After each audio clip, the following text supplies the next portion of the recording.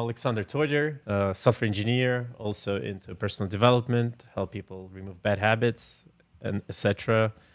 Daniel, why don't you introduce yourself to us?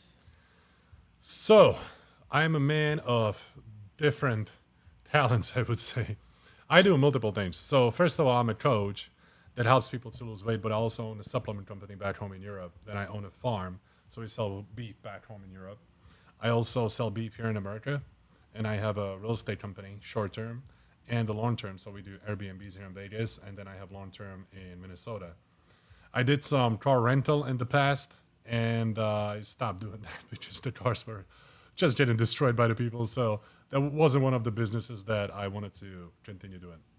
Ah, that's funny you mentioned that, by the way, because my friend is trying to start a car rental company, and he said a lot of people just mess up the car. So Where? On Turo? Where yeah, is he starting? I think maybe they're still like kind of researching it, but he was looking at Turo insurance and things like that.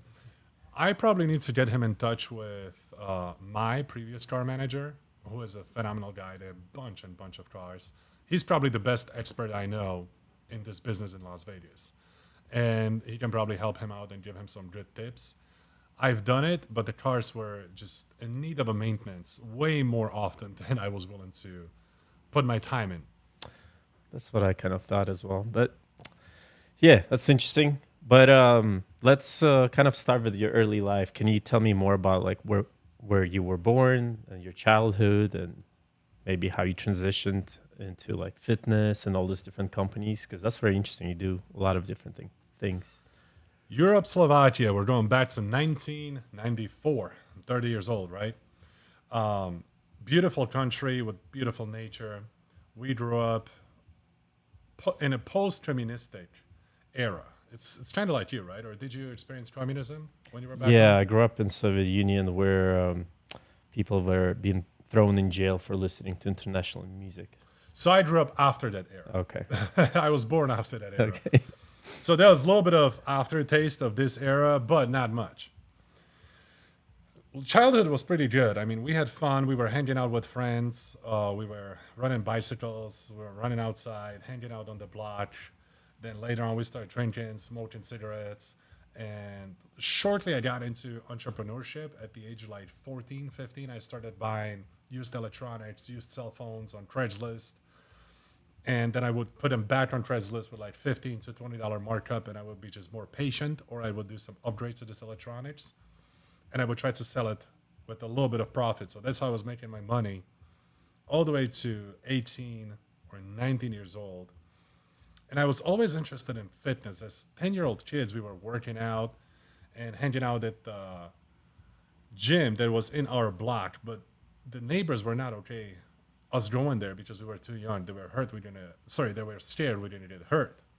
So we were sneaking in without supervision, just do some pull-ups and push-ups and fun stuff like that. And the curiosity of fitness was always in me. And at 14, I got my first gym membership at the local place.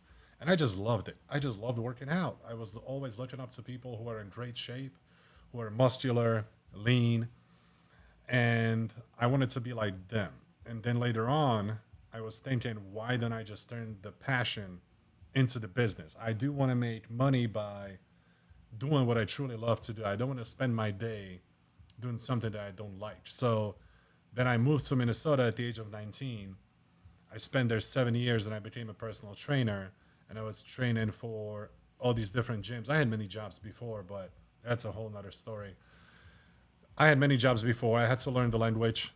Probably like you, you're not used to the language, you're not used to the culture. You know, when everybody laughs, you're quiet. When you're laughing, everybody else is quiet. Yeah. You're kind of not understanding Yeah. anything. You're the awkward one. And after a while, I adapted to America, and I started celebrating all the American holidays and understanding the culture, understanding the language. And I started training at these local places where I met a lot of people, and I learned how to sell a contract, how to sell a training program, and just kind of become very comfortable within the field.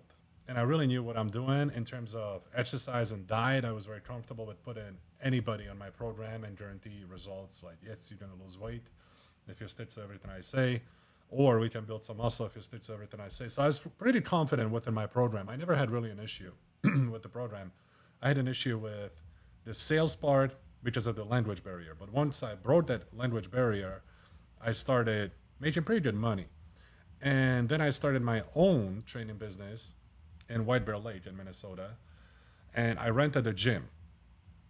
I was training all of my clients in that gym for 7 years. No, that was 5 years. Sorry. I was training my clients for 5 years. And after that, I met my wife and we moved to Las Vegas. So that was in 2020. And after we got to Vegas, I wanted to continue with my business as usual, training people. But right when we moved, the COVID happened and they closed all of the gyms. Now, selling training program is the only thing I know.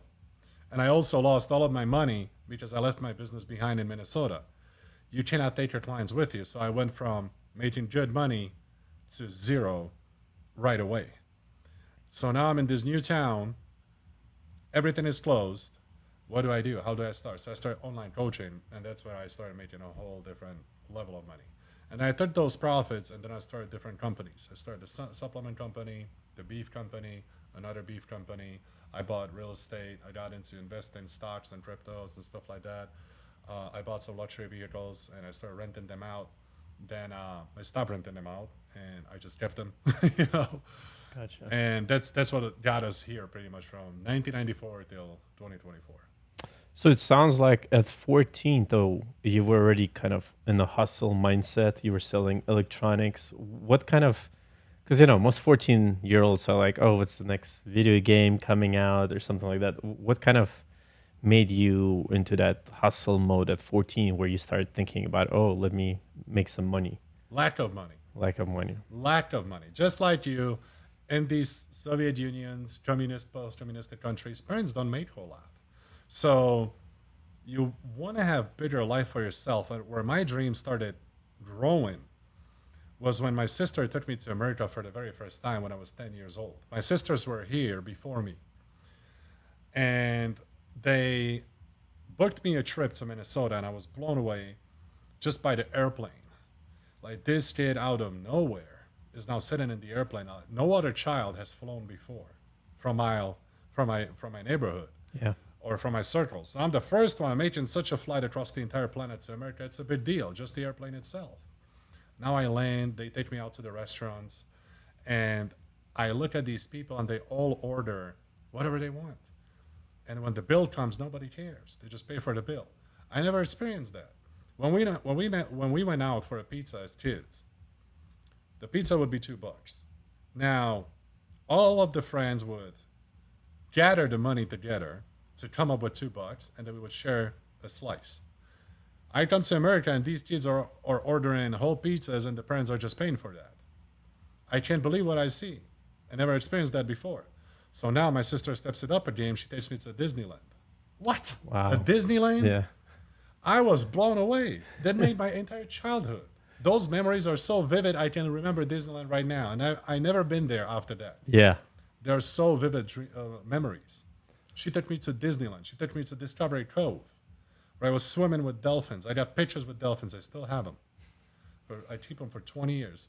So when I came back and they gave me all these memories and all these family gatherings at the restaurants and eating steaks and chicken and whatever foods you wanted. And at that point, I was still eating, some junk food as kids do, like Pringles. Pringles were like $2. They didn't care. Nobody would buy 5 packs of Pringles where I was from.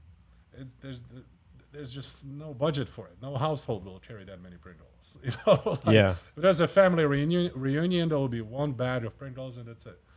So this is what I was thinking as a kid. I'm like, how different this planet is. I want to live like this one day. And they gave me all these experiences and they sent me home with it. So I was just rolling over from side to side as a child, thinking about everything I experienced. And when I said it to my friends, most of them didn't even believe me. So I had to show them pictures. That's the Ferrari, at the parties that my brother-in-law took me to, with the big mansions and Bentleys and all these luxurious cars and boats. I could not believe what I entered. And ever since then, my mindset has changed. I said, I'm going to be like that. I'm going to be a millionaire. And that's awesome. Yeah. I mean, when I first moved to America, my parents also took me to Disneyland. And that's the only time I've been there. And I still remember it. Interesting. But in terms of like moving here, right? Like how, I know it's like complicated for a lot of people that are immigrants, right? Like with the green card and stuff like that. Did you have any issues No. transitioning? No? Okay. My sister applied for my green card, and then I couldn't enter America until I was about 19. So my process of green card took about 5 years or something like that. I don't remember. I was in school. But I couldn't enter America for a while. And then I got the green card 3 months after I graduated my college. Good timing. Yeah. And you said you also like, well, you had a fitness business in Minnesota, which was in person. And then once you moved to Vegas, COVID started, everything kind of, you had to start over. In terms of like different business venues, maybe can you get more into it? Like your supplements, your online training, like whatever you feel comfortable talking about. But that to me, that's kind of interesting because a lot of people out there are like fitness trainers, but as a fitness trainer in person, it's not super scalable, and you're always like chasing new clients and stuff like that. So it's kind of interesting to see how you transitioned. I transitioned because, okay, real estate was a sure thing I'm going to do because a lot of my clients were real estate investors. And when you hang out, like your five closest people define you. And when you hang out with real estate investors, you kind of become one. In my mind, I was already an investor, even in Minnesota, but I didn't have a capital. So I was thinking like one, but I couldn't execute.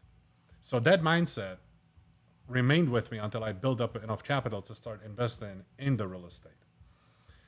And when I started talking online about the carnivore diet, about fasting, about H3, resistant band training, I was mentioning all the supplements I take, like essential amino acids, back home, and I was talking about organ supplements and everything I was using on a daily basis. And people are looking at me like, great, but where do we get it? I'm like, there's nothing like that back home. They're like, no, well, I better just start my own company. Mm-hmm. So then I started talking about the high quality beef. People were like, we get it. We understand.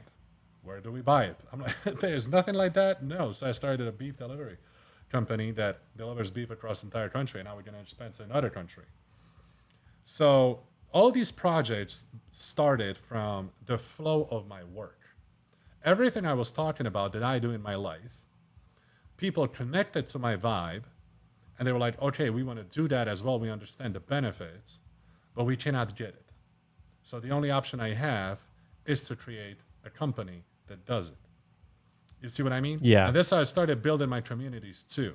So I started building Facebook communities where I gathered all of my people who follow the lifestyle that I live. And in those communities, I teach them how to live the proper lifestyle. I make them meal plans. I coach them. They use my supplements. They use our beef. This is what we built.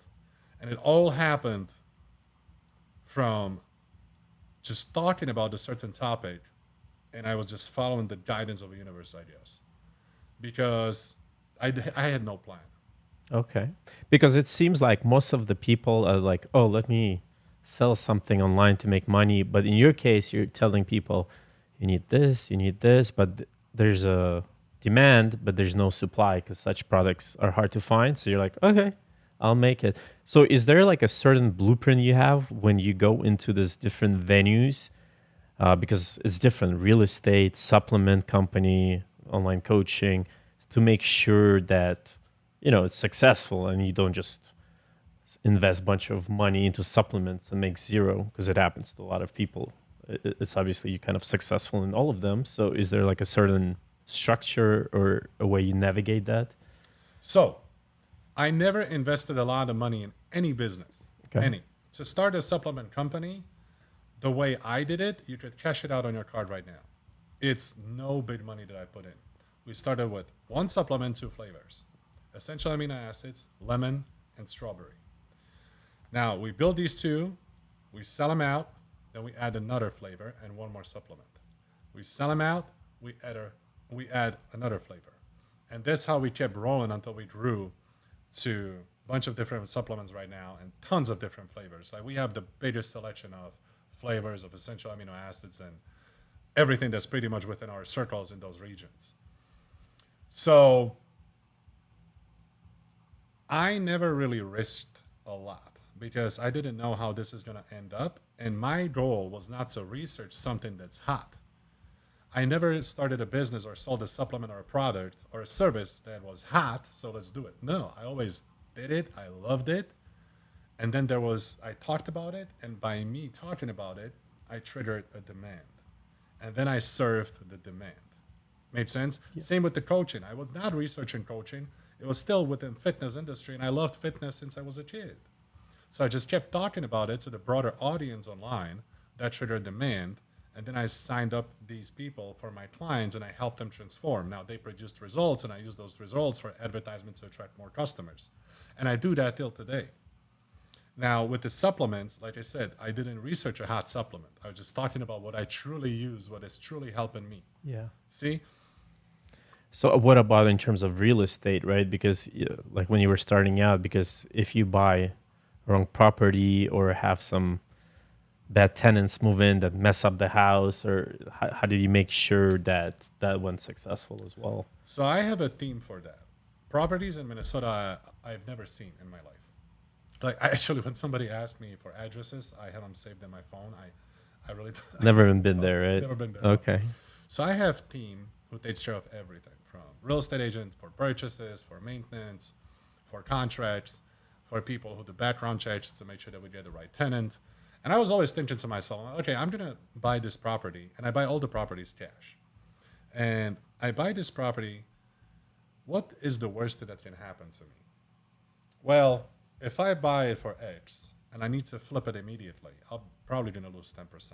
So I look at myself, I'm like, can I afford it? Can I lose 10% on it immediately and get the hell out of it? Yes, I can. Okay, let's do it. And I never lost. Really, I never lost. In the business, we made investments within a supplement company that were not the best for the advertisements. Like we overpaid, like click per view, and one marketing agency just didn't do a really good job. Yeah. So we had investments like that. They still produced, but not the best. So those were the kind of investments that I will never do again. But in terms of like putting money somewhere and it went to zero, never happened to me. That's good. That's good. Sounds like you know what you're doing. Yeah. Now, in terms of like fitness and online coaching, what are the kind of common questions that you get from people, or some like common errors that you see that people do, why they don't get results? So I'm going to talk about transformations, not about the business aspect of it, because I don't do business coaching for trainers. Okay. I've done it, and it is just not something I love to do.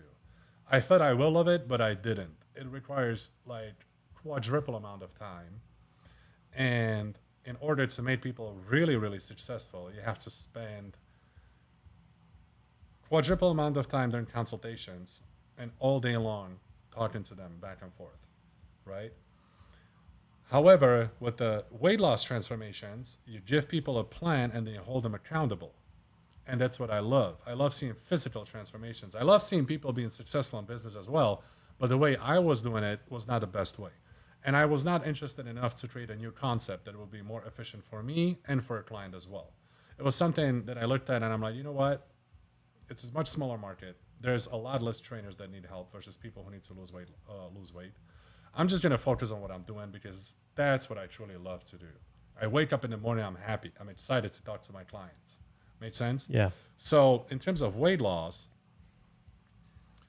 people overeat, and they eat at the times when the body doesn't need nutrients at all because they are addicted to food and they're using their psychology to start eating versus the actual body's demands for the nutrients. Meaning that you think you're hungry, you think it's a good time for you to eat, but the body doesn't currently need nutrients at all. It doesn't. You're not feeling hungry. You're not releasing a bunch of water that you're going to pee 10 times in an hour because there's no sodium, there's no carbs, there's no fat, no protein, nothing that holds onto the water in the body. So you're just releasing all this water. You feel flat in your muscles. You don't have any of these signals from the body that's ready to take in the nutrients, especially feeling of empty stomach. We all felt that before. So that's the time when the body's actually ready to take in nutrients. But people don't wait until that time. People eat way before that, and then they get very full. They stuff themselves, meaning that they go way beyond what the body actually needs at the moment. And that's how you gain a bunch of body fat. Now, we didn't even get to the types of the foods that are really causing all Yeah. type of metabolic issues in the body. So this is just the timing. So the best thing you can do is wait until you're physically hungry. That's the clear signal from the body that the body is ready for nutrients. And you eat only to satisfy the hunger, but never to feel full. Never. Every time I finish my meal, I'm ready to work out. Immediately. If you say, Daniel, let's work out, I'll take a sip of water, let's go. Yeah. It's not like I'm stuffed and I can't move and I'm like, give me 3 hours. No, I'm ready right now. So you don't have to stuff yourself no more. You don't have to store body fat no more. That was necessary during the evolution. There was absence of calories. You don't really know when is your next meal going to come. Today, there is an opposite issue. People eat way too much, and that's what kills them. Eventually, it will trigger a lot of different disease. It will trigger morbid obesity, and unfortunately, that's a downhill from there. So you're not overeating. You're waiting till you're hungry, and then you got to choose the proper types of the foods. I stand for carnivore diet. I put together events in Europe, seminars. I teach with the world's leaders and experts on this topic, with the doctors who are probably the most known in the world, like Dr. Sean Baker, Dr. John Jatwish. We just had a seminar out in Europe. I have podcasts with a bunch of different doctors as well, which are available on YouTube too. And I represent this diet because the body itself recognizes animal products as the most bioavailable nutrients, which means that they are the most absorbable for all the metabolic processes. If you look at the common sense, when the body looks at this food and it says, okay, this is where I'm going to get the most nutrients from, that's what you should probably be eating, right? Now, when we look at junk food or processed food, like bars and sugars and frozen meals and all that, they have 20, 30 different types of ingredients, which most of them we cannot even pronounce. It's not a real food. Those are empty calories. Now, if it was only an empty calorie, it wouldn't be that big of a deal. But the problem is they contain so many seed oils, they contain so many sugars and so many chemicals that they will start making you insulin resistant. They trigger inflammation, which turns into oxidative stress. And when there's a prolonged oxidative stress, now you got a chronic inflammation, and that's a heaven for a disease to occur. And then you basically start gaining body fat and feeling lousy and tired and exhausted. And it's like somebody drained the life out of you. You feel like doing nothing, and you're just getting more and more obese. Now, when this is happening to you, your mental health is declining as well. You're getting more depressed. So it's a lose-lose situation eating these foods. You need to thrive in life. You got things to do. You got family. You got business. You got something to do that needs your attention and 100% focus. People don't realize how much nutrition plays a role in this. Not only workouts, not only look, not only slim or waist. No, your overall quality of life depends on nutrition. So when you start eating animal products like steak and eggs and butter and raw dairy, and if you're animal-based, you do some fruits and some honey, you're going to feel so much better in all aspects of your life. Physically, you're going to improve, especially if you only eat, and you got to be brutally honest with yourself. Only eat when you're physically hungry. Ask yourself and honestly answer yourself, do I need food at the moment?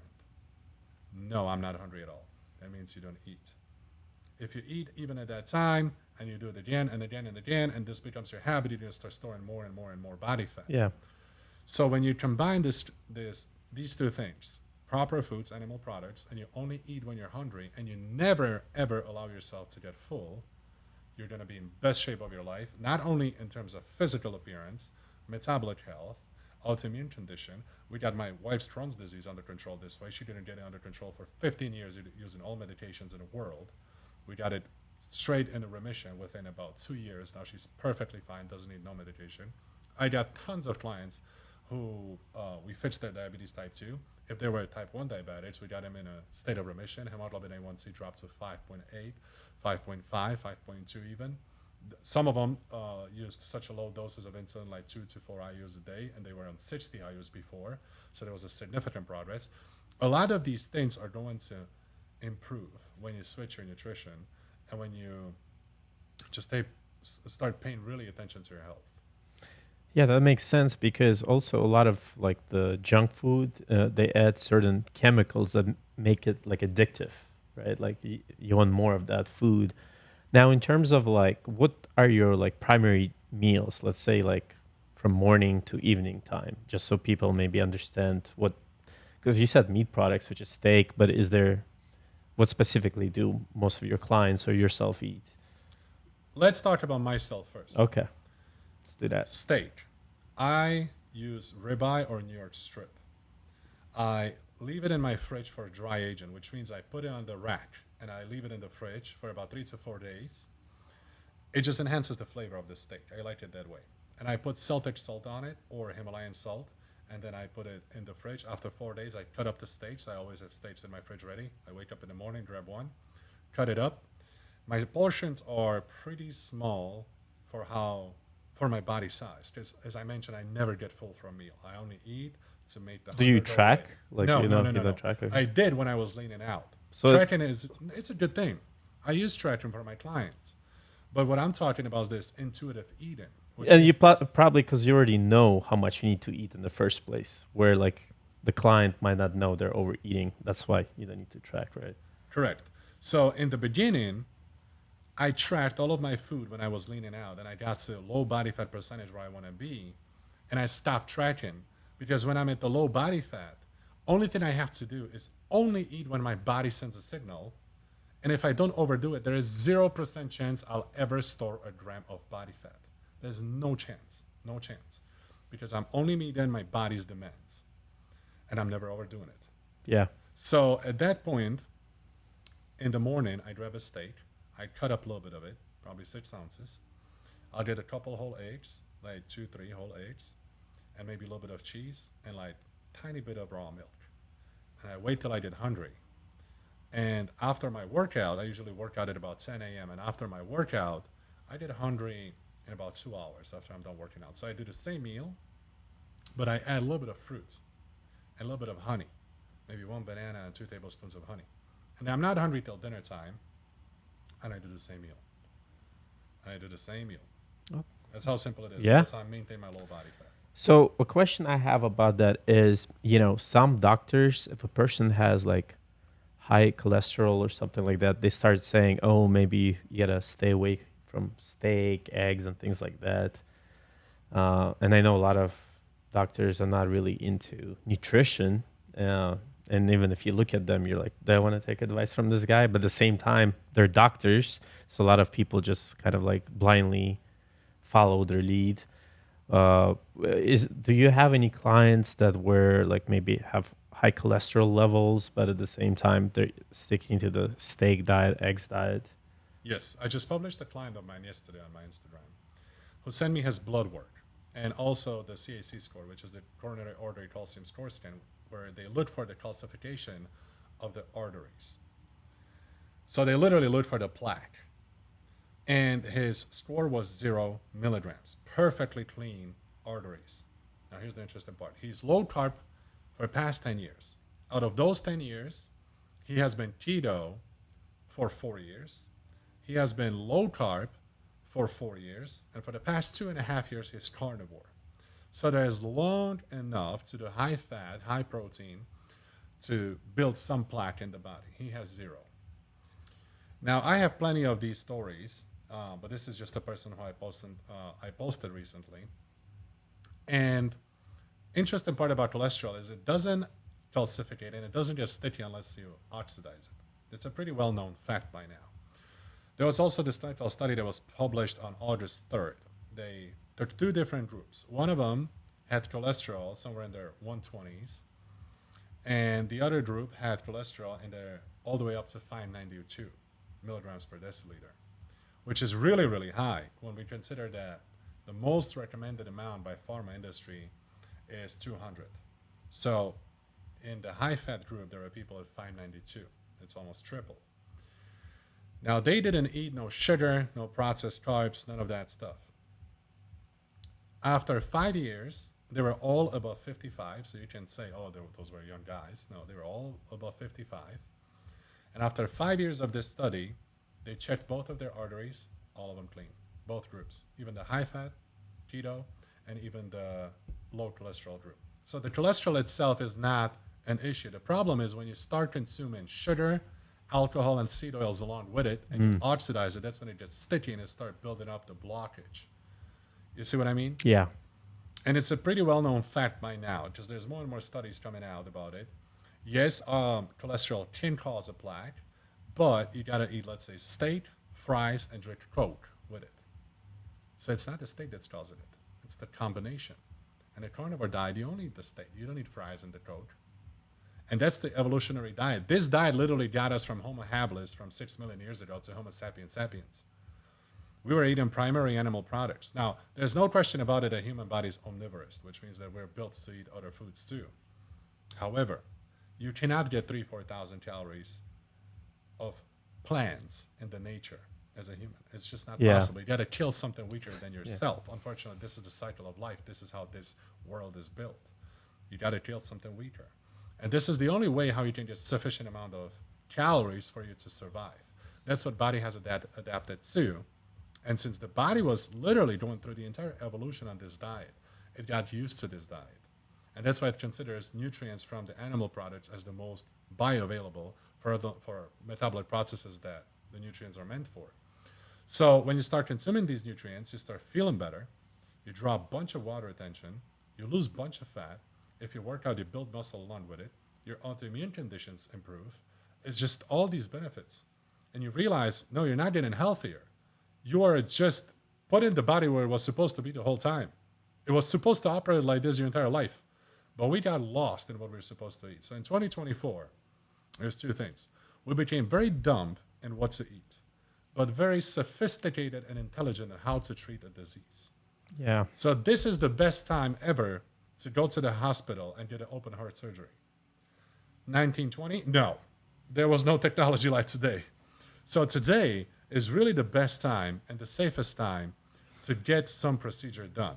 Yeah. And 5 years from now, it will be even better. So no doubt we're doing tremendous progress in terms of treating conditions and disease. But there's so many processed foods available right now that we got completely lost in what we're supposed to eat. And then also you have all these different diet regimes. You got keto, you got carnivore, you got paleo, you got vegan, you got vegetarian, you got all kinds of Miami diet, all kind of fads. Yeah. Anything you come up with, right? So now when you have all these different avenues, people are confused, like, what am I supposed to eat?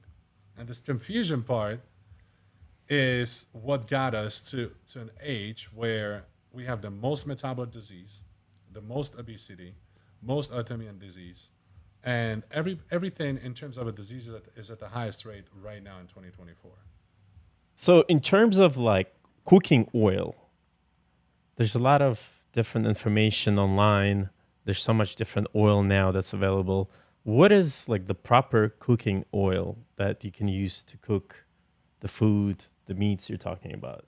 None. Okay. No seed oils whatsoever.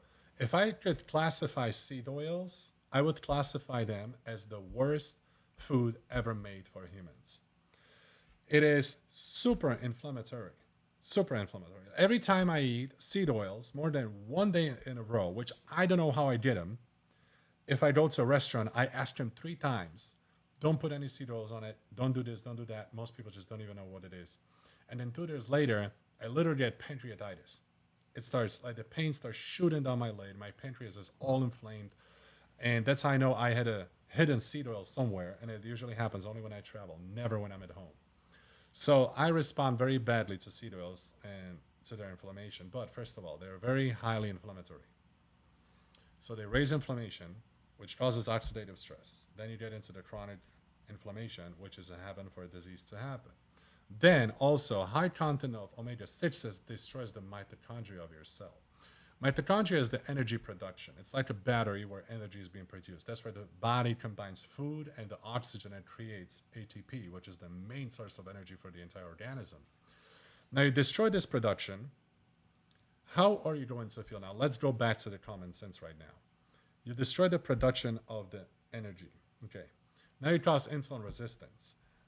High content of seed oils in the body, high content of omega-6s, and imbalance between omega-6s and 3s they do cause insulin resistance as well, which means that the receptors on a cell are not receiving the energy in a healthy way, the same way as without the resistance. So now more insulin needs to be pumped from your pancreas, which is much more work for your pancreas now, to get the same amount of energy inside of the cell.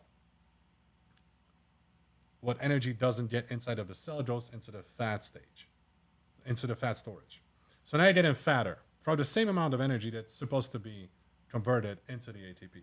Just then, the receptor is just not going to respond. So you destroyed the reception of the energy and you destroyed the production of the energy. How are you going to feel? Probably horrible, right? Yeah. You're not going to feel the best. Your energy is going to be bad. You're going to be storing a bunch of fat. You're going to be lousy, lazy. Now your physical activity is going to drop significantly because you don't even feel like being alive.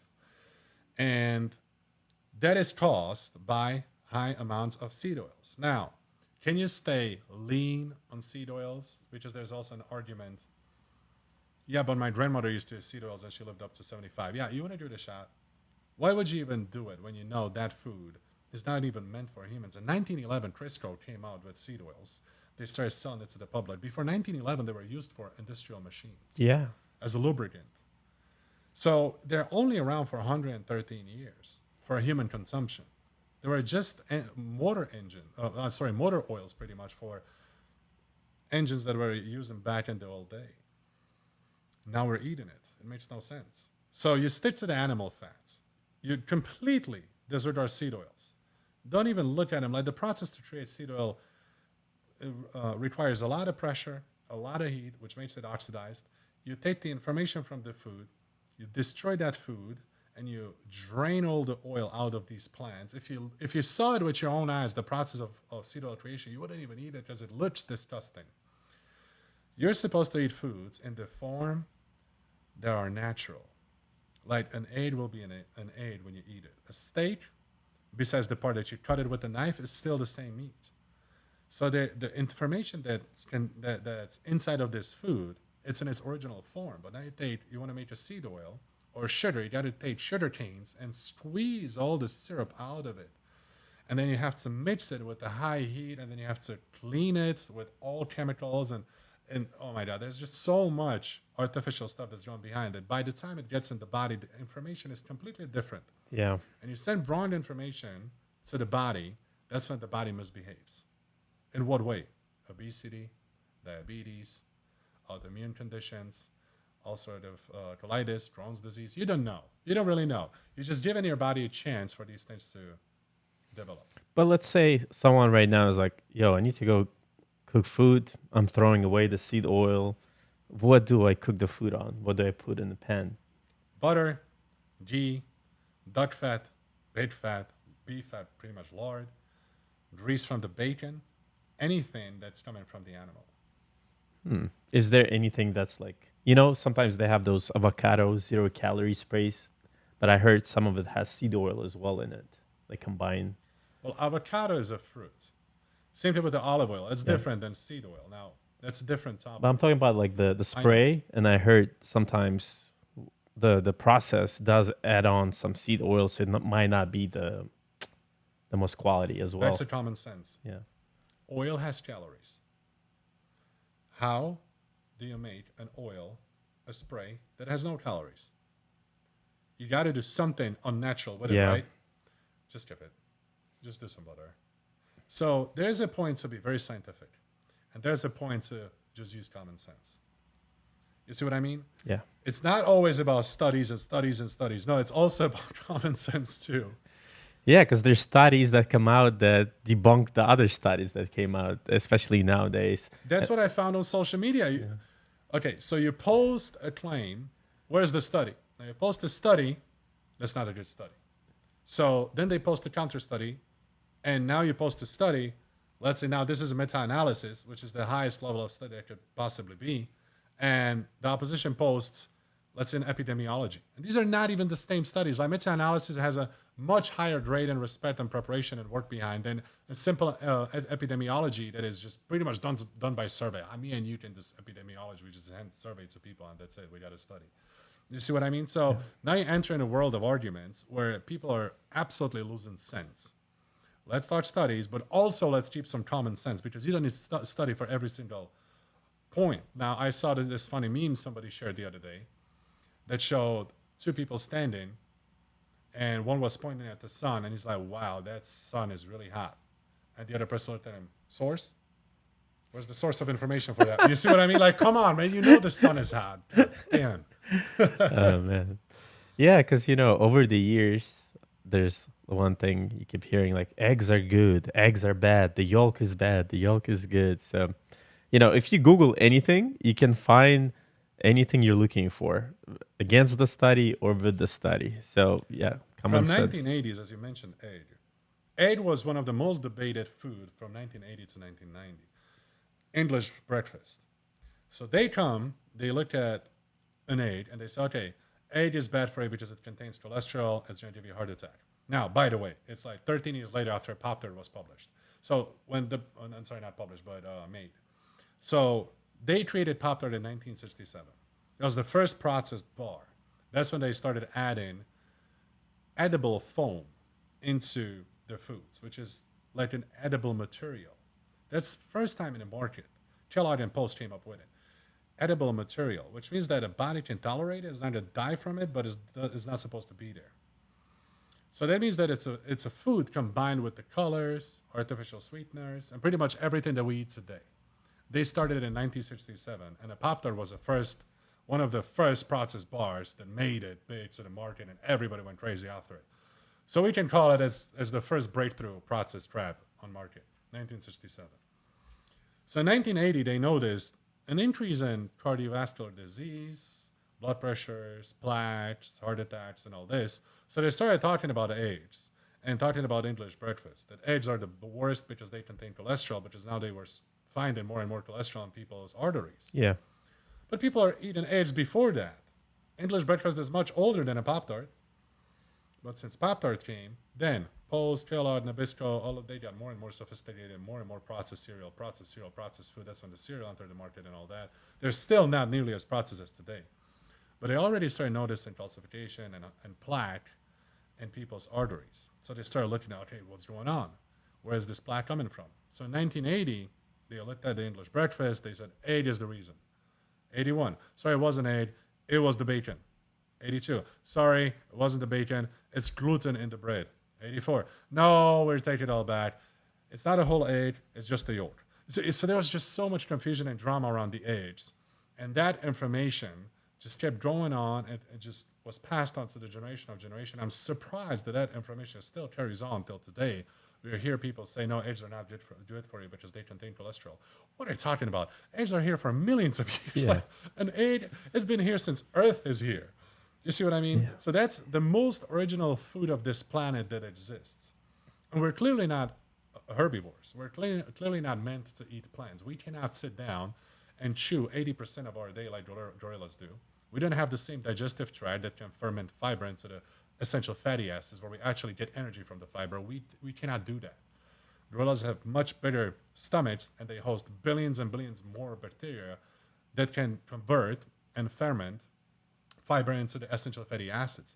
But then you sit on your ass all day and just eat leaves. We don't do that. We spend about 4% of the day chewing on food. Makes sense? So we clearly get calories in a more dense form, which is the fat and the protein mainly. Those are the essential ones. Now, carbohydrates are not essential, but we can metabolize them. I have no problem with carbohydrates as long as they come in a form of fruit or honey. Yeah, makes sense. But someone, let's say that's, has a regular 9 to 5, likes to socialize or go out, they might say, hey, Daniel, I cannot just find steak in every restaurant or every gathering I go with my coworkers or with my girlfriend. How do I keep a social life when I go out? What can I eat besides steak, eggs? Because a lot of restaurants don't necessarily offer, animal only type of meals. What do you say in that case? Beef patties is what I do. Every time I go out, I order beef patties and hard-boiled eggs. And in most places, they can do that. If they don't have that, I research that before I go there. But usually when people come in town, they travel here and they ask me where to go. So I'm usually picking the spot, and I know that this spot will have some meat that I can eat. But here's a challenge: you have to make sure that that place doesn't use seed oils, like genuinely doesn't use seed oils on their beef. And you might not notice it, but to me, it's a pancreatitis 48 hours later. I instantly feeling the pain in my left side of my stomach. So I have to really watch out for that. And I have to research even deeper. And I kind of thank God I have it, because I never go down the path of bad eating, right? Like that's my marker that, okay, you ate seed oil somewhere. That's my detection, my pancreas. So when you travel, you can do beef patties. Those are very cheap. And on most places, they don't use seed oils for beef patties. They usually cook them in their own grease. They just throw it on the grill. They let the fat to come out, and they cook it in its own grease. Perfect way. Steaks, different story. A lot of restaurants marinate their steaks. They put sugary sauces on them. They put oils on them, butter on them. They leave them sitting with the butter on. Or butter is not bad, but now you got tons of calories too. You got to think about calories a little bit. So they leave it sitting in the fridge for a long time in their own marinades, because restaurants only care about the taste. They don't care whether they put oil on it or something else. And actually, they will prefer oil unless you're at a really high-end restaurant, which will spend extra money on preparation. But most of the restaurant will just use the cheapest canola oil that's out there for cooking. And you can smell it when you walk in. I can literally smell it. Okay, they cook with seed oils here, because I can smell the grease. If I could define the smell of heart attack, that's it. So then hard-boiled eggs are really the food that you cannot really cheat, because you put an egg in the water and then you take it out, and that's it. That's a hard-boiled egg. But now omelets at the hotels, especially, whole nother story. I'm at a hotel in Florida and I ask for an omelet. Dude comes, he grabs this big bottle of canola oil, puts it on the pan. Now he grabs egg bait, which is a bottle from Walmart. It's a red bottle that says egg bait on it, and it has like 12 different ingredients. It's not really eggs. It's eggs mixed with something. It's a processed wrap. He drips it on it. Then he throws a bunch of veggies on it. And then he puts a pancake batter, a scoop of pancake batter, and then he makes my omelet. Now, the reason why I ordered it is I wanted him to make it in front of me. I never told him anything. I said, thank you so much. And I put it on my table, and I didn't eat it. I just wanted to see the entire process. Now, I got on this journey of hotels, and I started asking hotels. Every time I could see they making eggs, I asked them for omelet, and I was just watch. Same process. Egg bait, seed oils, pancake batter. Mm-hmm. So ever since then, even so, all of my clients, I'm saying, only order hard-boiled eggs. They cannot cheat that. They put it in the water, they take it out. So hard-boiled eggs are a very safe way. You gotta watch out for cheese. McDonald's cheese, not a cheese. In-N-Out cheese has more than 2 soy products in it. I asked him, is your cheese processed? No, it's not. Yeah, right. You're 18, you just started first job in your life. Like, just take a picture of the label and bring it over to me. So the kid is looking at me like, really? I'm like, yeah. So they show me a picture. There's over 2 soy products. And then I'm like, okay, it's a processed cheese. Thank you. I'll just do no cheese.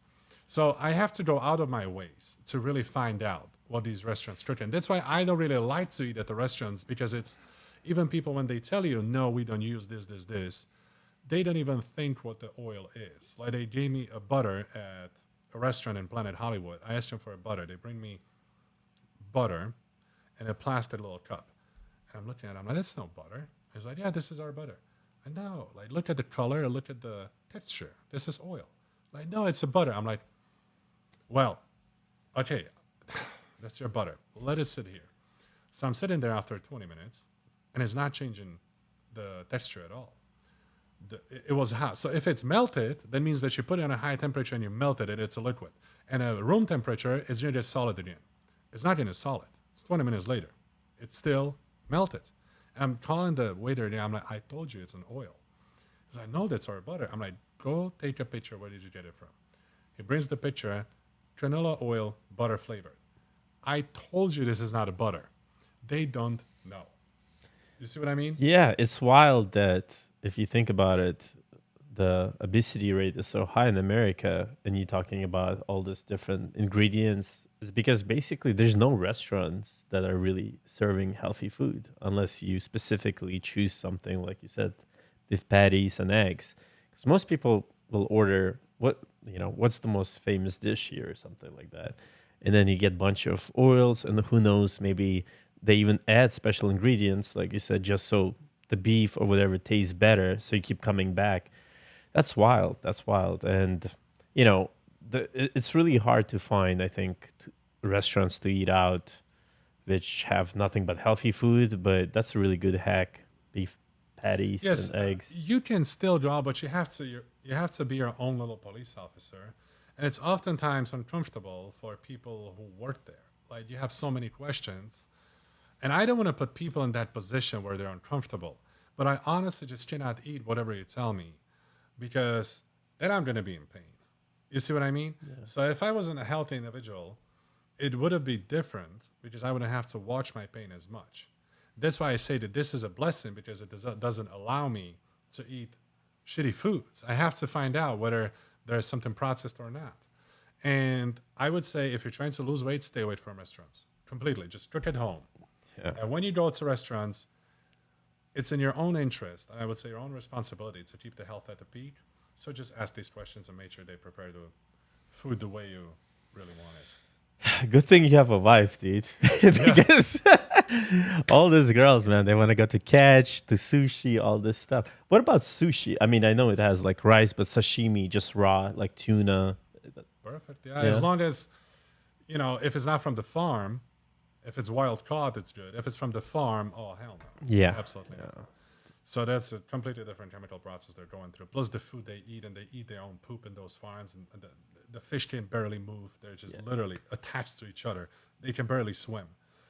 There's a lot of dead fish within that huge pond because you can't really select them. And by the time you grab the entire pond out and they're ready to be killed, there's just a bunch of dead fish at the bottom.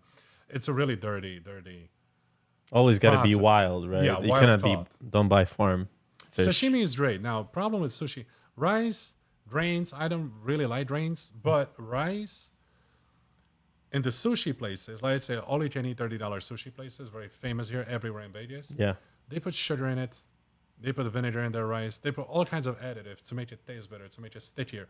It's only the enhancement of the flavor that matters. And they use type of the ingredients for that it's truly not healthy. They're not really concerned about the health. You see what I mean? They're concerned about the flavor and a person returning back. Because what they will be judged by is whether customer like the taste or they don't. First thing you ask, how's that sushi place? Oh, it was great. Not, oh, it was healthy. Nobody says, no, it Yeah. was healthy. No, it was great. It tastes good. Yeah, so at the sushi place, then if it's a wild caught fish, the safest way is just to get sashimi. Yeah, sashimi is great. You're probably going to have some trouble getting avocado Yeah. because they use them for these small little chops that they put in the rolls. Beef, they have a lot of beef in the sushi places, but it's just deep fried. Yeah, it's all covered in seed oils. yeah. So even the beef out there is not what you really want to eat. Yeah, you talking about all of this just starts popping up memories of me Yeah, ordering like- different dishes. Oh, this must have seed oil or something. The rice was flavored, You're the beef skewers, right? It's a processed teriyaki sauce put on the beef and then put in the cheapest canola oil that's out there. You see what I mean? Yeah. It's not a beef that you're eating beef with the processed teriyaki with the worst oil. Yeah, because also a lot of these restaurants, they want to make money, so they have to sometimes use cheaper ingredients, cheap oils. They're not focusing on health. There's a few healthy places here I'll mention to you later, but yeah, that's a very good point, man. I try to eat at home, but talking more and more about this makes me realize how everything outside is pretty much unhealthy if you're gonna eat out. But I can eat out, but I have to be my own little police officer because nobody else is going to care what goes into my body except myself. yeah, So as long as I'm policing my own diet, I can eat pretty much anywhere and find out whether it's a good place or not. But I prefer just to cook my own food from my own farm. yeah, that would be a great also like thumbnail. Be your own police officer. Yeah. That's your great. diet. That's great. That's awesome, man. Well, let's jump into more like spiritual type of things. What I Mhm. met you through Tony Huge, and I could tell right away you're very like spiritual type of guy. I'm just wondering, how did you connect with yourself spiritual wise? And it seems you're very like self aware of yourself and people. Is that from coaching a lot of different people, or is there some sort of experience you had, or can you just talk more about that? You don't really look into spirituality unless something bad goes down. When things are great, you're not looking for the God. You're just busy doing whatever you're doing. But when you literally experience pain that you can't deal with on your own, everybody turns into God. And if you didn't, you just haven't felt pain yet. I'm talking the real emotional pain that will put you down on your knees. At that point, everybody will turn to God, which means that you're going to talk to something, whatever's out there. Whether you're talking to yourself, to your mind, you're asking something for help. That's what means you're looking for the God. So for the higher power. Now, in my case, two of my best friends have died. Couldn't take it. Couldn't take it. They died because of me. I was the reason of their death. How do you get out of that? How do you get out of that? It fucks you up. That's what I'm telling you. If you had no reason to look for the God, you just haven't felt the pain yet. And you haven't. How do you deal with that guilt? What do? You shoot yourself? Suicide? What's the best thing to do? It all goes through your mind. You were the reason. How do you continue? Look for the God. And that's what led me to spirituality. And I somehow got into the spiritual circles and I started discovering a little bit more truth and started discovering better understanding and started putting pieces of puzzle together and somehow understanding the concept of this universe and concept of this reality. And then I started talking about it. And as I was talking about it, I was connecting dots better even for myself. So sometimes I was talking spirituality to people and I wouldn't even realize that, man, it's really helping myself too. Just to talk about it and connecting these points. And that was pretty much the primary reason. Wow. I mean, do you want to elaborate a little bit more about that in terms of like what happened to your friends or you? No, No. Okay. I'm sorry. Makes sense. Also, another thing I notice, a lot of people that end up going to prison or jail turn into God because it's such emotional pain that they might never see the outside, live in the reality again. That's the pain you're talking about. They turn to God. They need some I kind of. think everybody will go through their own kind of pain. I believe there's absolutely zero chance you're going to get born in this earth and go through 80, 85 years old smiling and being happy. It's just not how this reality works. There's going to be ups and downs. There's going to be cycles of absolute peak and happiness, and there's going to be cycles of absolute rock bottom, depression, and pain. And it's up to you to get out of there. And the point of this reality is to experience both sides: the absolute peak, happiness, success, pleasure, joy, love, and then the rock bottom. That's why you're here, to collect these experiences, to go through these emotional roller coasters. And as you're going through these emotional roller coasters, you're realizing more and more that you kind of feel better at this peak. And you feel better around the love and joy and happiness, but you will never appreciate that without the rock bottom. So that's the yin and yang. You got to experience both for you to appreciate love. Now, love means nothing to you when the love is the only thing you know. You take a child, for example, that has grown up in a rich neighborhood where it was loved, it was driven with Rolls Royces to the school, really didn't experience any hardship, any pain, none of that in their lives.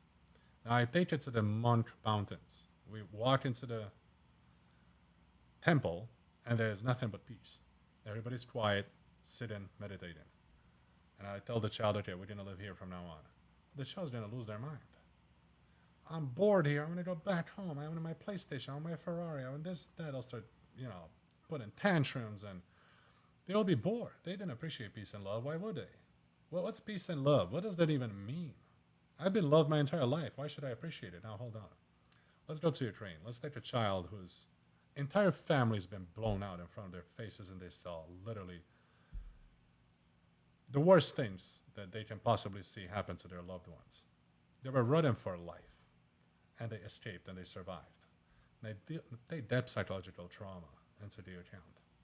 Now you come, you take that child, you bring it back to the same mountains full of monks in the temple. That child will be sitting there quietly meditating with them because he went through an absolute terror. Now, peace and love actually means something. Now, he's going to be only happy when he gets his bowl of rice. You give a bowl of rice with no salt to the rich kid, they'll smack it on the ground. They want the lobster tail. What rice are you talking about? Now, give it to the Ukrainian kid who hasn't eaten for 7 days because he was alone with no adult, and you find them somewhere in the broken house or whatever that was just bombed by a rocket. Yeah, they're going to love the bowl of rice. It's the same. It's still same human race. It's a human species. One has experienced love only, and the other has experienced love and the terror as well. Now they know that love is better. You see what I mean? Yeah, there's no light without darkness. Yes. So that's why I noticed that a lot of people, especially immigrants that maybe were living in the poor conditions, when they move here, that's why a lot of them are so successful in business, school, entrepreneurship, because they've seen the other side. So they're doing everything possible to not come back to that side. Where a lot of kids in America that are born, especially rich families, they might get an iPhone at 6 years old. They might get a Lamborghini in high school. They're not gonna appreciate anything because they haven't earned it and they haven't seen the other side of it. So that's why I also believe travel is important. So you can see how other people live differently. So you can, oh, wow. Because for most people, this luxurious United States lifestyle is a norm, which is, it's not. They just haven't seen anything else before. Very true. So expanding your knowledge and expanding your experiences across the world, like you said, traveling and seeing other people's realities will also enrich you. It will make you appreciate what you have, and it will give you valuable experiences. And I think that's very important to do, especially for the parents, because now, let's say you came from a broke family, and now you build yourself up, and now you become a multimillionaire, and now you have kids. Well, how do you make those kids go through what you went through? Well, obviously, you don't want them to go through what you went through. That's why you became who you became. Yeah. But what you can do, you can take them to travel to the places that are really broke. And I would actually sleep in the worst thing. Like, if I go to the bad place and I want to teach my kid a lesson, what's the lesson if I go to a bad place and I get out of the bus, I show them the bunkers where they live in, and then I get back in the bus and I go to my 5-star hotel? Oh, hell no. We're sleeping in the bunkers tonight, guys. Let's go. That's where we're sleeping. We're out here. We're sleeping with them. We're going to eat dirty food. We're going to get diarrheas. We're going to be bad. You're not going to like it. What's going to go through this. Why? That's the only way they remember. If those people can survive, I will survive here 5 days, 5 nights. And I'll do it for my kids, for them to experience something what they don't like, uncomfortable. And I look at my kids. You don't like it? No. You know you're going back home on Thursday, right? Yeah. Well, these guys stay here forever. They have no options like you. They don't have no Delta flight ticket back to Las Vegas, which is full of luxury and full of expensive cars and this glamour. And you still find some reasons to be unhappy there. You'll still find some little drama with your friends out there to make you unhappy. Look at this. And look how you live right now. How do you feel sleeping here? Oh, I don't feel good. Yeah, right. How do you think they feel? Yeah, that's powerful, man. That's powerful. I like that. So, yeah, I mean, a lot of rich, even like millionaires or billionaires, whatever, a lot of them don't even want to leave all their money to the kids. They perhaps like leave a certain percentage and things like that. But I think your way of what you explained, traveling somewhere with these kids and having them explore and discover the low type of frequency, I would say, how other people are living, and that's the norm. It will make a big impact, especially when they're younger. So I think that's a great idea. I just don't know how to implement that into someone. Let's say you meet someone and you're dating them, but they're spoiled. Is there a way to change that? you know. So with the person who already has a child, No. Let's say yeah, let's say someone that has a child that grew up in America, let's say San Francisco, Las Vegas, whatever, and they're already like 13, 14, and they're super spoiled. They're doing drugs. You know, some parents send them to like a boot camp or something like that. But is there a better solution? Perhaps what you said. well, if you enter a relationship, let's say you find a girl who already has a kid, right? And now this kid is a trouble. Man, that's a whole other ballgame because now it's not your child. You can't just run things the way you want it, right? Like you have to always take into consideration.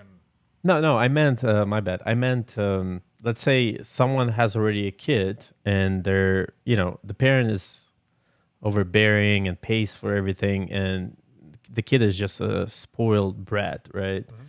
What would your advice be in terms of like how to change their mentality without like sending them to army or boot camp or something like that? Okay, two things, and this is going to be very, very difficult, and that comes from experience with people who are very spiritual. And I worked with, and a couple of them actually had to do that with their kids. So this is coming from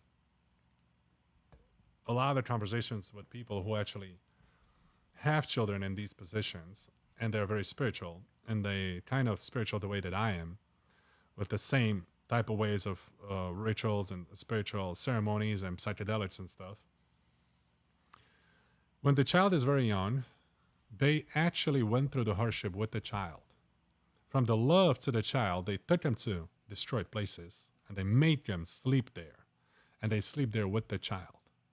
So they go through the hardship as a family to teach the young one a lesson. Like I said, you take a child to a broken village somewhere in, I don't know, worst part of the world. It means nothing to them if they go back to the five-star hotel. No, make it their reality. Make them understand that what you are living is not normal. It's not common. It's abnormal. You're living incredibly successful life. Be grateful for it. Stop looking for the reasons to be unhappy. At the older age, like you said, drugs. Well, if you're already a teenager, we're talking that age. At that point, you can't really do that. You can't really. It's the child is already tall, heavy, powerful. All this. It's almost an adult, right? At that point, I saw people just let their kid go. Live your way. Live it. Go ahead. Be a gangster. Do whatever you want. Because what is your other option? You try to fix it, you'll become the worst enemy. It's just like telling an alcoholic you're an alcoholic. That second, you're going to become the worst enemy of that alcoholic. He did not ask for help. He did not ask for your opinion. He did not ask for help to stop drinking. And you provided an opinion. Oh, you're an alcoholic. You're the worst enemy in a split second. He's not going to talk to you anymore, or he's going to avoid you as much as possible. Same thing with the child who's misbehaving. You try to correct it. The child is not looking for correction. He's looking for the experiences and whatever he's doing. You're not going to stop it. The more you try to implement your corrections, the worse it's going to get. It's almost an adult. He has his own head now. Well, good. You want to be a gangster? You want to see how the life works? Then go ahead and make decisions on your own. It's up to you where you're going to sleep. It's up to you where you're going to live. It's up to you where you're going to eat. One thing you know for sure is your address back home. Now, that's a tough one. How do you, with the love for the child, how do you let that kid just leave the house and do whatever they want? But at the same time, you have no other option. Because you try to do something, it will destroy your life. It will destroy the entire family. You're going to argue with your wife all the time because some of them might be on a favor of a child, or some of them might be on a favor of you. But then you get too harsh on the child that when the child is gone, and now after the 3 minutes at White House, you break down crying. Because how hard the conversation had to be, how hard the fight had to be with your own kid. You have feelings involved. You break down crying. It's an emotional roller coaster where even you're going to burn out at some point. You just can't deal with it forever. So if it's old enough, almost an adult, you have really no other option than let them do whatever they want to do. And if you, unfortunately, end up homeless, well, you know the address back home. I'll take you back when you come ask for help. But I have to know this is a genuine reason why you're coming back. And I know that you want to actually get better. Yeah, man, that's powerful because even dating someone who's already, let's say, a little bit older, and let's say if they're 30s and stuff, I noticed that once they have ingrained beliefs or like a certain blueprint, which might be incorrect, but they follow it, it's really hard to change. So the child, it sounds like the best thing is preemptive, to kind of raise them right before all this versus trying to fix it when they're already messing up. That's hard to do. I believe everybody's parents' intention is to raise their child right. You just never really know how it turns out. That's true. You ask every parent, and every parent will say, yes, I'm a great mother, I'm a great father. Yeah. And there is no shortcut for this. You know, you kind of like, you just have a baby, and some people are prepared for it, some people are unprepared, but it kind of just takes you on a ride and see how this ends up. And you are always doing things that you truly believe are the best. Yeah. I'll give a different metaphor. Like I used to be a tennis coach, and when you have a brand new student, someone that never played, it's much easier to teach them than someone that self-taught or learned things incorrectly already. Relearning is much harder than learning. Yeah. That's what I discovered through my tennis career. And I think that concept kind of applies to all parts of life. Yeah, because it's not just the tennis. You're kind of speaking a human psychology. Yeah. Like once when you adapt a certain habit, you believe the habit that you have built, especially on your own, is correct. You don't want to hear that something that you have came up with is not correct. People don't like that. So you want to believe that it is correct. But even if a person comes to you, that means they're asking for help. So that means that they do know this, or they know that what they've been doing up till now is not correct. But hearing it over and over and over and giving up on the old habits is hard. Now we're talking the psychology of giving up the old habits in tennis, also in weight loss. It's just the psychology. It's hard to give up something that you have developed on your own, like eating habits or tennis habits or whatever habits, and now give up on those because you just know internally they're wrong, but it's also just so familiar, and that's just part of your identity. That's what you've been doing your whole life. So it's kind of a battle within yourself where you need to let the old part of you die so the new one can be born. So kind of going back to the spiritual aspect of that, how do you, for example, make sure you're aware that all your habits are aligned with you, and making sure that you're not doing something that, you know, perhaps it's a bad habit, or, you know, how do you kind of self-control your psychology of when either doing certain habits or trying to get new habits? Is there a way you, for me, for example, I meditate on things. I do like 20-minute meditation, and also follow certain people that I might look up to in certain, like, let's say fitness or like diet or whatever, coding. And I kind of use the concept of NLP, neuro-linguistic programming, which is called modeling. You can model successful people, not exactly all their habits, but certain habits that made them successful. Is there certain strategies you perhaps use to be self-aware of your habits and making sure you're learning correctly? Or so I got to a point of my life where I got into a crossroad at 30 years old. First time in my life I can say with confidence that I entered crossroads. And a crossroads in between separating from my kids' dreams. So I pretty much made all of my kids' dreams happen very early on, because I really gave up all of my social life. I have no fun stories from my 20s. There's really nothing funny I can tell you. I've been busy building companies. So by the age of 30, I can say that all my childhood dreams have came true. But now it's time for the adult dreams. And adult dreams are just so much bigger, so much larger, so much more powerful. It's just like kids' dreams on steroids. It's insane how much more you want, and how much you just proved yourself so many things in your life where you're just shooting for the stars right now. And if you land on the moon, it is what it is. And if I die on the way, I die on the way. But the direction is clear. So that direction has been there since I was a child, since I was 10 years old and I was first took to Disneyland. My sister doesn't even realize what she did for me by taking me to Disneyland at 10. She doesn't even know. Don't let her know. It completely, she probably find out from this podcast when I send her the link, but it just completely changed the wiring of my brain. You take your broke kid and you show it the big world.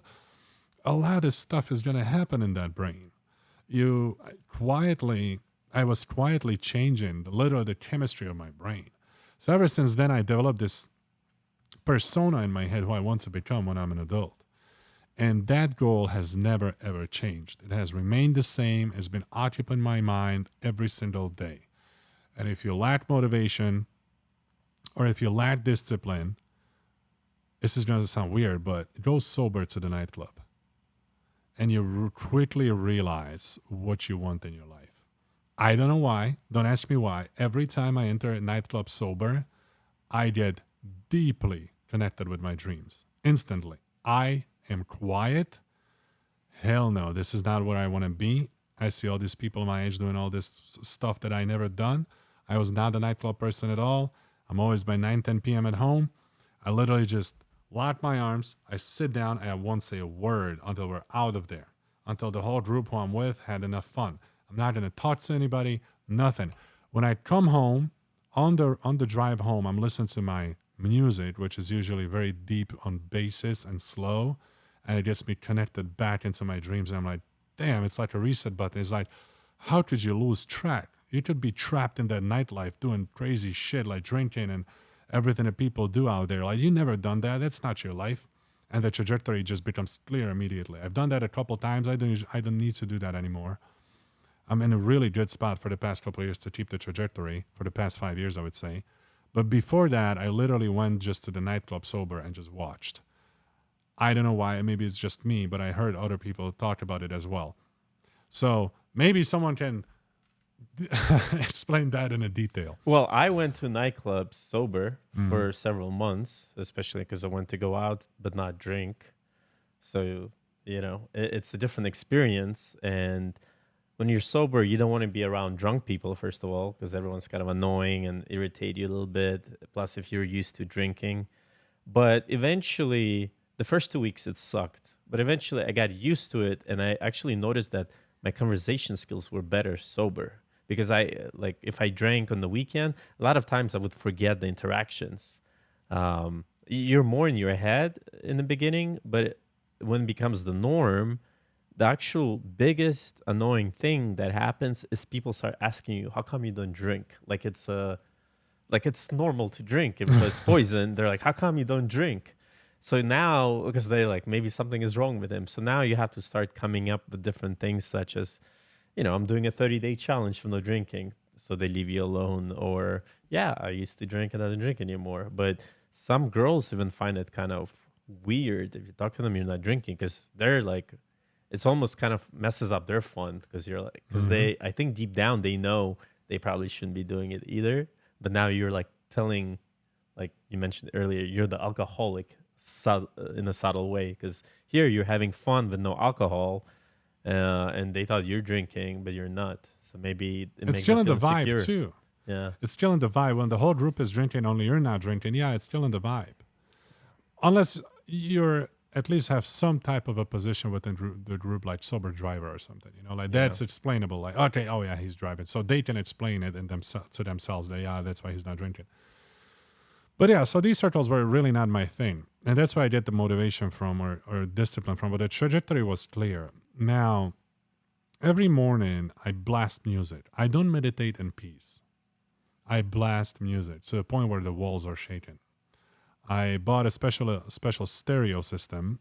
And when I blast music for about 15 to 20 minutes in the morning, I wake up at about 4:30 right now. It gives me so much energy and motivation. And I spend about 15 to 20 minutes in really loud music of my choice. What kind of music? It's going to be slow, heavy bass, and there's going to be piano and some vocals in the back. What kind of style is that? Is that like I would chill play hop? it for you because I just find it on Google. Okay. On YouTube, and then I download it, and I don't know their names. Okay. I'll play it. I'm excited to hear it because I used to produce music. But this is what I noticed. It's a really hardcore bass, so big bass. Then there is a piano, and there's a very spiritual voice in the background. These are the sounds that I hear, and I get instantly in my thoughts, instantly. And I blast that in the morning. And I spent about 15 to 20 minutes doing that. Then I dedicated to work. Because spirituality is great, but you don't want to live on the other side. You're here. You're alive. It's time to build. Time to be present. You use spirituality to recognize the mistakes and errors that you've done in the past, learn from it, get through the hardship, get through the pain. That's when you're very spiritual. You spend most of the time being spiritual because that's when you need to heal your soul. But when you're in a good spot of life, produce. Just work, produce. Be productive. Take care of the people. Share love. Collect experiences. Travel. Whatever the hell you want to do in this life, do it. This is the time. Now things are great. Use it. They're not going to be great maybe 1 month from now, maybe tomorrow, maybe 5 years. When things are great, use that time. Produce. Take care of everything you want to take care of. Now, when things get bad, you go back to the spirituality. Because then I know a lot of people who just completely gave up on their life and they're just spiritual. Now, if it makes you happy, perfect. But I'm not that kind of guy. You see what I mean? Yeah. I'm discovering that about myself. I'm not that kind of guy. I'm going to be spiritual when I really need it. And that's to regain motivation, regain humbleness as well. Sometimes you just get way too, crazy and cocky and you kind of become more egoistic and stuff like that. That's why I really need to return back to my spiritual circles to cut that ego down. Because when you're facing the power of spiritual rituals, let's say with the DMT and stuff, you're quickly going to realize you're not even shit compared to that power. That power will slap you left and right. It will teach you lessons like no tomorrow if you walk into that experience with ego. So it humbles you. And it's good for a man to feel humble. Then I do boxing. I do martial arts for also humbling. Because I try to go against better boxers than myself. Because getting a hard punch in my face is not necessarily a bad thing for me. It humbles me down. And it's really good for my hormonal balance and for my brain balance. You see what I mean?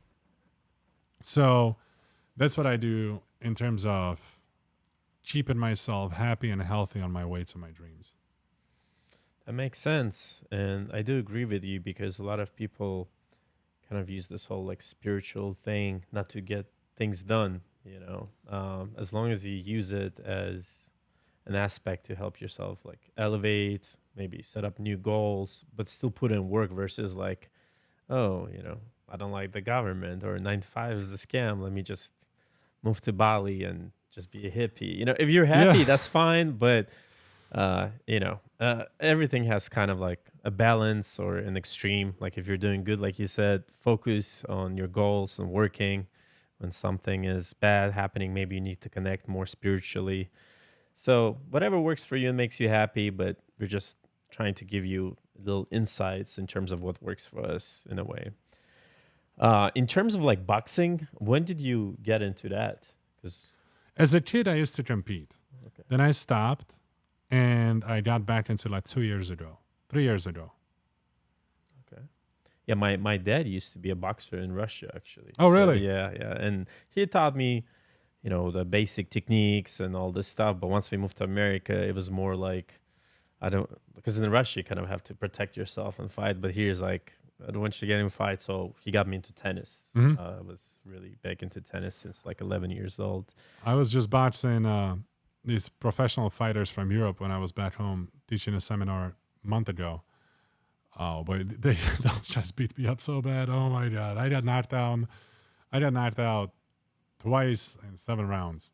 Are you concerned with like damage you can get from that, or not from a single session? If I did that for a living, yeah, of course I would be concerned. But, for sparring, I do sparring once or twice a week, and that's just for that mental health.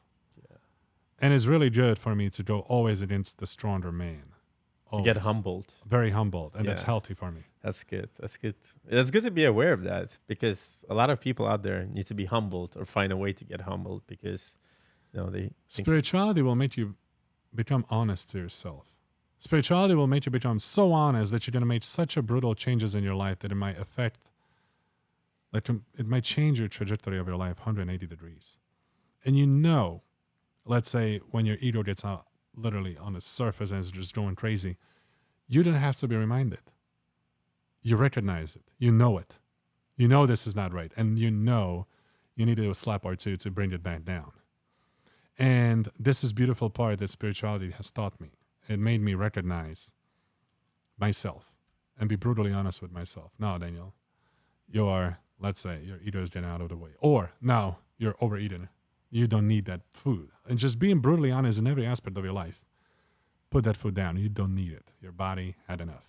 That's how I stay lean. With the brutal honesty. I ask myself, oh, let's go eat. Right now you say, let's go eat. Well, right now I can tell you I am physically hungry, so I would go. If I just ate before this podcast, I tell you, no, I'm not going. Let's go get a black coffee. Yeah. Because like I'm personally all about like positivity and all that, but you also sometimes gotta look in the mirror and say like, yo, I'm a piece of shit. I cannot eat more of this. I shouldn't do this. I shouldn't go out drinking. Because if you don't do negative self-talk sometimes for yourself, no one is gonna really do it for you. And you always gonna be just, kind of drifting or grifting through life. So like we talked about darkness and light, you need to have positive and negative sometimes. Like you have to be accountable for yourself. But if you can't, you can hire a coach. Yeah. In terms of music, it's funny you mentioned that because that's the exactly same. So at one point I was waking up 12 a.m. like a psychopath and going to sleep at 6 p.m. Mm-hmm. And I came back down to, up to 3:30, sometimes 2:30, 4. And music is actually a hack I also use to keep myself, like I need to put the headphones in, which is the way I wake up because I'm used to producing music and going out to clubs back in the day. So music actually pumps me up. I have a lot of like positive anchors with it. So even if I slept like 2-3 hours, music is kind of like coffee to me. Usually it's like hip hop and for working out. But like David Goggins says, music in the gym is cheating, which is I understand why, But sometimes if it's a positive cheat and helps you get out of the bed versus sleeping in and not doing shit, you gotta utilize it, I think. So is there any other hacks besides music or when you're not feeling motivated? I know it's all about discipline, but like you need to do a task, but you're like, I slept 2 hours, I cannot get out of the bed, let's say. Is there any certain thing besides music you also do that helps you? Well, first you have to force yourself to do this. It's not going to be pretty. When you're supposed to do something that's uncomfortable, the best way to do is just shut down your mind and do it. Don't think, oh, I gotta go work out. Go. Don't think. Just start walking, literally physically taking steps and get to the gym, pick it up and lift it. Don't think about it. Now, once we start practicing this habit, it will become easier and easier, and then it will become a part of your identity. I haven't had a day where I don't feel like working out in years. Years. Because that's what I have just done for my entire life. That's just the thing that I do every day. Now, for someone who doesn't have this, first they have to force themselves, and then it becomes part of their life. It's just like many other things. If I wanted to try tennis right now, and it hasn't been part of my life for so long, I would have to force myself to make it to the training because it's easier to figure out the reason why not to go to the tennis class today because there's something more important going on elsewhere. So it's easier for me to cancel tennis than anything else because it just hasn't been part of my life. So first you force yourself, then it becomes part of you, and then you don't have to force nothing. You just do it on a daily basis. Name one myth about bodybuilding you like to debunk. Meat is bad for you. That is not true. Red meat contains the most bioavailable nutrients. It has tons and tons of good protein in it, good saturated fat that is helping you build your hormones. The protein helps you recover the tissues. The vitamins and minerals are taking care of all the metabolic processes that the body needs. And actually, when you start consuming more meat, you'll start feeling better. The problem is the foods that you eat this meat with. The deep fried stuff, the sugary stuff, the grains, the wheat, the gluten, and all that is what destroying the body. It's not the meat itself. Describe your fitness philosophy in one sentence. Exercise, resistant train, walk, don't overeat, and eat only when you're hungry. What's the wildest thing you've seen during your travels that people wouldn't believe? The dirt in the parts of the world and the conditions under which people live, a rich person would have hard times imagining. If you could compare your life to one animal, which one would it be and why? I'm probably going to go with, at the moment, a lion, just because the feel and the hunger I have after success could be compared to the power of this beautiful animal. All right. Well, we'll wrap it up on that. You wanna mention your like social media? Yes, Daniel Magyar underscore is my Instagram. And TikTok is also Daniel Magyar underscore. Yeah, I'll add that to the video as well and description. But yeah, man. Thank you so much, brother. Thank you. Appreciate you. Yeah.